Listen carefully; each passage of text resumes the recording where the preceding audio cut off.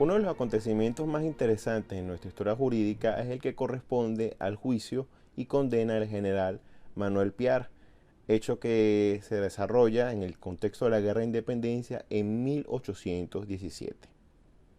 El general Manuel Piar había nacido en las Antillas holandesas, era hijo natural de una mulata de esas zonas y también de un marino mercante que posteriormente lo reconocería y le daría el apellido.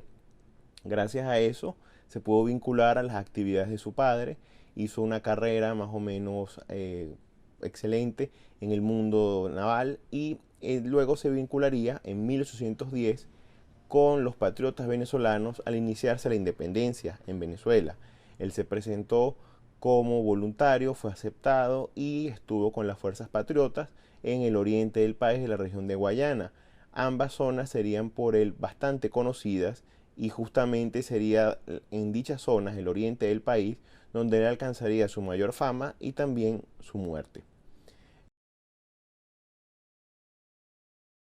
El general Piar fue condenado en 1817 en un juicio militar, lo que se denomina un consejo de guerra, que se le levantó por los cargos de insubordinación, sedición y deserción. Es interesante destacar que este proceso jurídico es uno de los más interesantes, uno de los procesos penales que va a conllevar a una condena de muerte a uno de los próceres más importantes de la región. Para entender esto es necesario involucrarnos en el contexto histórico de la situación de Venezuela para 1817 y también eso es lo que nos ayudará a explicar la importancia del general Piar en nuestras luchas de independencia.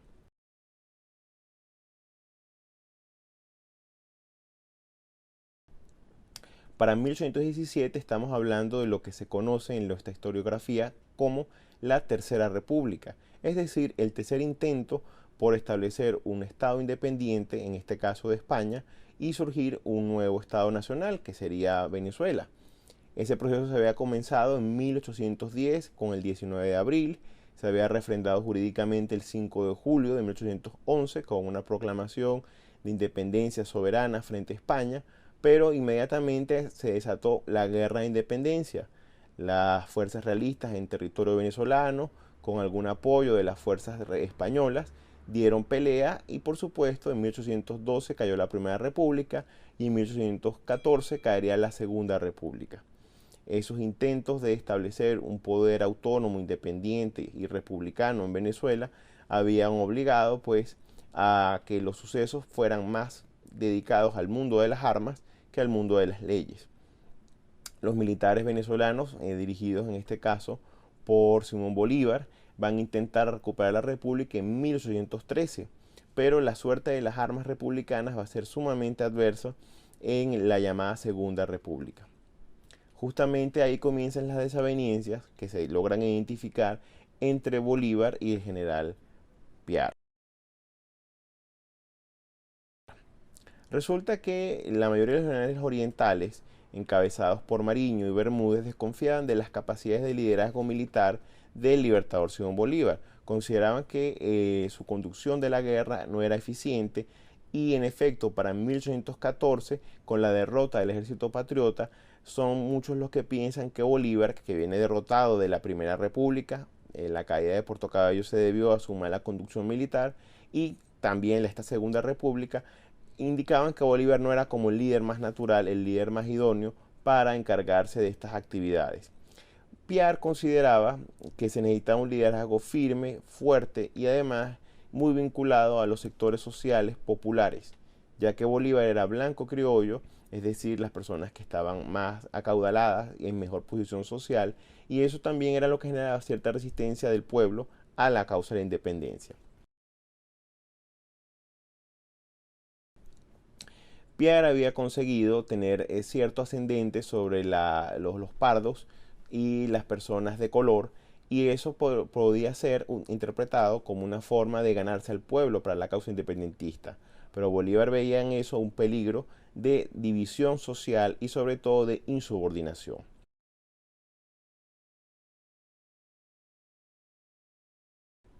Los cargos con los cuales va a ser condenado el general Piar son fundamentalmente tres, que tienen que ver con la situación de la autoridad, el liderazgo de la guerra de independencia. En un periodo de violencia, como es una guerra justamente, lo jurídico queda en segundo lugar y las armas, lo militar, pasan a tomar un protagonismo completo. El Libertador había logrado ser comandante en jefe de las fuerzas republicanas en el tercer intento para la independencia de Venezuela. Había venido con la expedición de los Cayos en 1816. Piar se había unido a esa expedición con ciertas reservas porque, como habíamos dicho, desconfiaba de la autoridad del Libertador para estas operaciones militares. Sin embargo, dándole un voto de confianza y habiendo una causa superior, que es la de la independencia, Mariño participa, Bermúdez también y el general Piar, que eran los tres comandantes orientales que tenían desavenencias con Bolívar. Desembarcado Piar en el territorio venezolano, él avanza por las regiones del oriente, sobre todo por lo que correspondería al actual estado Monagas, por la región de Maturín, y luego logra llegar a Guayana. En Guayana se logra dar la importante batalla de San Félix y el Juncal, que van a determinar el triunfo de las armas republicanas, de las fuerzas independientes, en esa región. Esa región era estratégica, muy valiosa por sus recursos económicos, y desde ese momento, desde la batalla de San Félix, el mismo Libertador había dicho que esa era la batalla más importante de las armas que se habían realizado en Venezuela, y se colocaba al general Piar en un papel muy importante. Sin embargo, aquí también entran las desavenencias humanas psicológicas. Había una desconfianza natural entre Bolívar y Piar. Piar no se siente a gusto con la dirección de Bolívar en la conducción de la guerra y tampoco como el líder político natural de los independentistas, y él decide alejarse. Ese alejamiento va a ser sospechoso y van a comenzar allí las intrigas que pueden indicar que Piar estaba conspirando contra la autoridad del Libertador.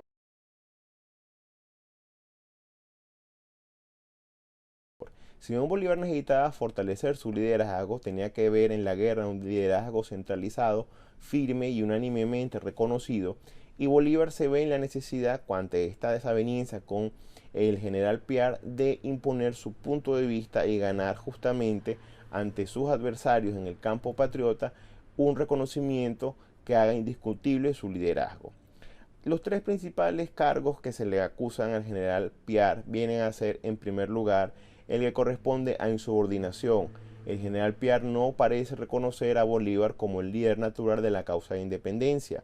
Los acontecimientos previos que hemos destacado en la caída de la Segunda República y la desconfianza en la misma expedición a los Cayos hacen que Piar no considere que Bolívar sea el líder independentista más adecuado. El segundo cargo viene a ser el que corresponde a la sedición, es decir, traición, conspiración contra la autoridad constituida. Se afirma en el proceso de guerra que se le va a levantar al general Piar que él se soliviantó junto con Mariño para tratar de ganarse la opinión de los soldados de color, los soldados morenos, y desconocer la autoridad de Bolívar y hacer lo que podríamos entender como una especie de golpe de Estado contra el Libertador. Y el tercer acontecimiento muy importante con el cual se le acusa al general Piar es el que corresponde a deserción. En periodo de guerra, los soldados activos no podían salir de sus plazas militares sino con un salvoconducto o un documento firmado por su comandante, que se le llamaba también pasaporte. Piar justamente se retiró de Guayana y se fue al estado, lo que hoy en día sería el estado Monagas, sin pasaporte de su comandante en jefe, que sería el Libertador. Y precisamente se hace un levantamiento de una proclama buscándolo porque se le acusa de deserción. Y ahí comienza la situación grave, la acusación de insubordinación y aparte de sedición, y obliga al Libertador a levantar un juicio militar, lo que se llama un consejo de guerra. Estaba presidido por el almirante Luis Brión, quien por cierto también era de las Antillas holandesas, de la misma región histórica donde habría nacido el general Piar. El acusador, el fiscal acusador, era el general Carlos Sublet y el defensor sería el coronel Francisco Galindo. Ellos tres eran los principales miembros de ese consejo de guerra, constituido, si no me equivoco, por unas 11 personas, y se presentarían varios testigos. Se presentaron algunos documentos, sobre todo cartas privadas del general Piar al general Mariño como pruebas de las acusaciones, primero, de insubordinación, segundo, de sedición y tercero, de deserción.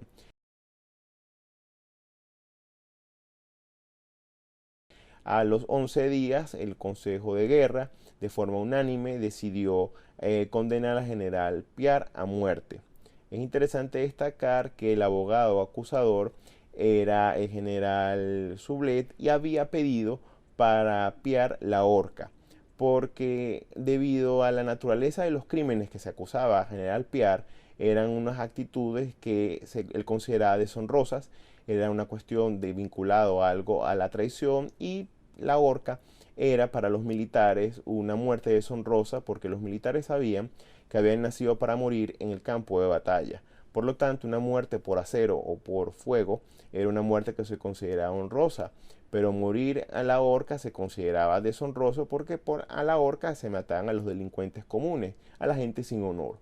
Y para tratar de hacer una especie de escarmiento, que Piara era una especie de traidor, el fiscal había recomendado que se aplicara la horca. Sin embargo, el Consejo de Guerra por unanimidad reconoció los méritos militares de Piar y consideraban que un hombre que había logrado tantas victorias para la causa de la República muriera con el honor militar, muriera por fuego, muriera por fusilamiento.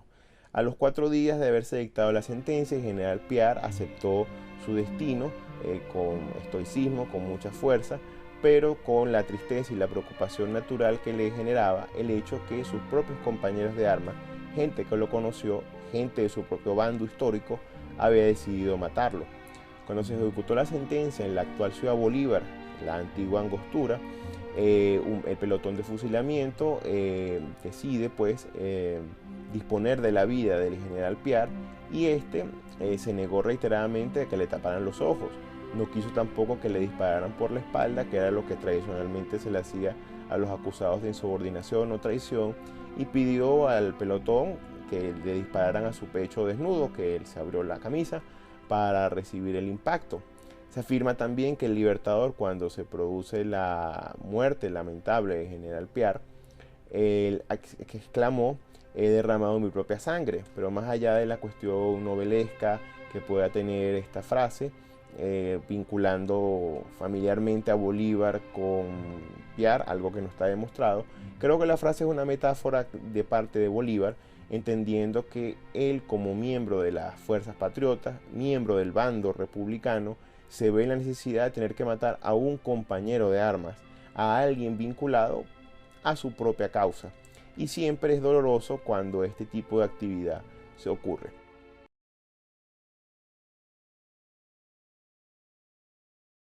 Ahora bien, la muerte de General Piar tiene la lectura política que podemos interpretar, por un lado, que se quiere imponer la autoridad de un mando único, centralizado e indiscutible, representado por Bolívar.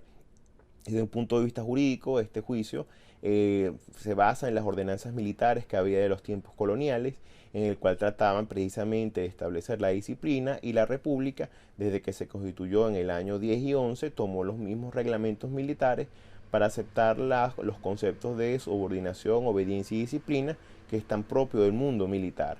Y evidentemente en las condiciones de la guerra de independencia se consideraba que cualquier disidencia era traición y era peligroso que existiera ese tipo de actitudes, y por lo tanto había que extirparla en el preciso momento que sucediera.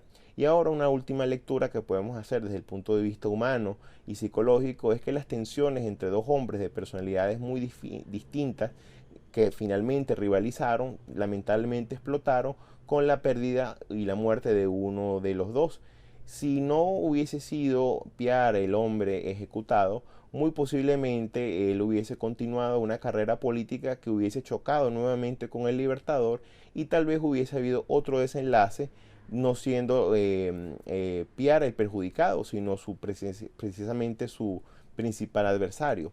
¿Qué nos indica esto? Que en el contexto de los hechos históricos y jurídicos es importante tomar en cuenta los factores humanos para comprender la importancia de esos mismos acontecimientos.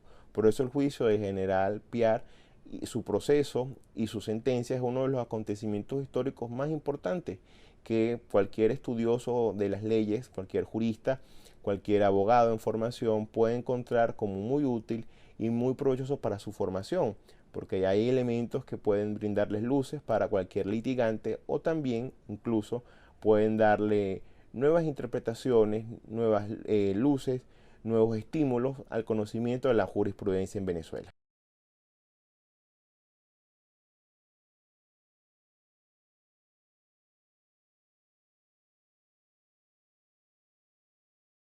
Hay que también conocer el contexto histórico constitucional en el cual nos estamos involucrando al conocer el caso de General Piar, su proceso y su condena. La primera constitución de Venezuela es la del 2 de marzo de 1811 y esa constitución es la que le da el marco jurídico a la primera república de Venezuela. Pero la misma constitución no va a tener mucha vida porque para 1812, para julio, la primera república cae. El prócer y precursor de la independencia, el generalísimo Francisco de Miranda, es justamente el encargado de capitular, poner fin a la república y la constitución queda en suspenso. Para 1813, cuando Bolívar inicia la campaña admirable y viene de la Nueva Granada, él en teoría viene a restituir constitucionalmente las leyes, el régimen de legalidad y que existía desde 1811. Pero realmente la constitución de 1811 no volvió a tener vigencia porque estamos en una situación de guerra. Bolívar es proclamado por una asamblea de notables en Caracas como dictador y desde ese momento él se convierte jurídicamente, como en las antiguas instituciones romanas, en una especie de dictador comisorial que tenía la función de salvar a la república y por lo tanto él tendría poderes absolutos. Las leyes quedarían en suspenso y estarían bajo su voluntad y discrecionalidad. En esas condiciones fracasa la Segunda República, los españoles dirigidos por Boves la destruyen y el país queda en una especie de situación constitucional de vacío. En esas condiciones, para 1816, el Libertador participa en la expedición de los Cayos, que proveniente de Haití llega al territorio venezolano, a Margarita en el oriente, y en la lucha él es en teoría el presidente de una república que tiene su constitución suspendida de la de 1811 y también es el comandante en jefe de las fuerzas republicanas que están dando la lucha contra los españoles para lograr el establecimiento de un estado independiente. Cuando finalmente en el año 17 el general Piar consigue la victoria estratégica en la batalla de San Félix y la zona de Guayana pasa a ser un territorio patriota, comienza la necesidad de parte de Bolívar de legitimarse desde un punto de vista legal. Es por ello que en ese año Bolívar está trabajando para crear un nuevo Congreso Constituyente con los territorios liberados para precisamente ratificar su autoridad, renunciando a la dictadura que tenía desde 1813 y ser ahora formalmente reconocido como líder de una república y comandante en jefe, pero emanados de un congreso. Ya había habido un intento secesionista de parte de los que no eran seguidores de Bolívar en Cariaco. Algunos miembros del Congreso de 1811 que habían sobrevivido y entre ellos también militares disidentes a Bolívar de Oriente, en este caso Mariño, Bermúdez y Piar, consideraban que la autoridad de Bolívar ya había cesado y se constituye el famoso Congresillo de Cariaco. En la ciudad oriental de Cariaco se trata de hacer un congreso en el cual se le dé algo de legitimidad. Bolívar desestimó esta acción con una famosa frase que dice: en Venezuela manda el que puede, no el que quiere. Y quien tenía el poder real de las armas y la legitimidad que en la lucha lo daba el ser el comandante en jefe de las fuerzas militares era Bolívar. Bolívar tiene que acabar con esa disidencia, se produce el incidente con el general Piar, que es lamentablemente fusilado, y así Bolívar ratifica entre los militares que la indiscutible autoridad central la lleva a él. Él es el verdadero poder militar en ese momento, él es el líder de la causa y no debe ser cuestionado por nadie. Bermúdez y Mariño toman entendido el mensaje tras el juicio que se le hizo a Piar y no hay más actos de disidencia. Se va entonces a convocar un Congreso Constituyente en Angostura para precisamente que Bolívar sea ratificado jurídicamente como el nuevo presidente. Esa constitución va a terminar sancionando en 1819 nuestra segunda constitución, la constitución de Angostura, que luego permitiría la unión con Colombia en un nuevo país, la Nueva Granada, la Unión Gran Colombina. Precisamente Bolívar planteaba que ahora que se está avanzando en el campo de la independencia, Venezuela y Nueva Granada debían unirse en una nueva nación que se iba a llamar Colombia. Entonces, jurídica y constitucionalmente hay un trasfondo muy interesante que es necesario conocer y aprender para comprender estos hechos históricos de justamente nuestra historia jurídica. Muchas gracias.